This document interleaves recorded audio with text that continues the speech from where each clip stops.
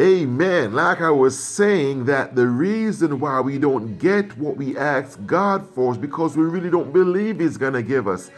And it amazes me. It really amazes me how we could have faith in God with all of our heart, with no reservation. For whatever reason, the spirit of faith came over us, and we moved beyond ourselves in faith for something that was supposed to be impossible, and God granted it.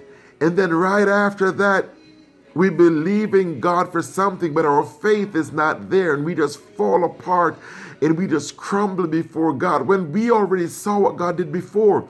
I want to reference a story in the book of Matthew. And in Matthew, Jesus had 5,000 men plus women and children. We said it was about 12,000.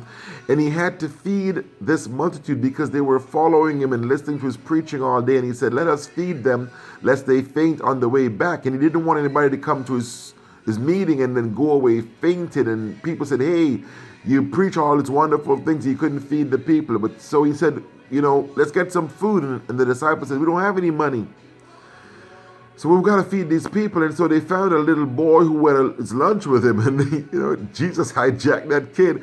I want to tell you another story I want to preach one day. But he took the child's 2 fishes and 5 loaves, and he prayed over it, and he blessed it. And the Bible said he fed those multitudes. And after he finished feeding them, they had 12 baskets of food left over. Out of 2 fishes and 5 loaves. What a miracle. If that's not a miracle where I can fill my belly, I'm telling you, nothing else is. Hey, but he did that. And the very next moment, they were in a boat, and the seas were very rocky and choppy. And they started screaming out to him, and he was walking on the water, and he said, "Oh, ye of little faith, why did you ever doubt? Didn't you, like you said, didn't you see what I did just yesterday? How can you doubt today?"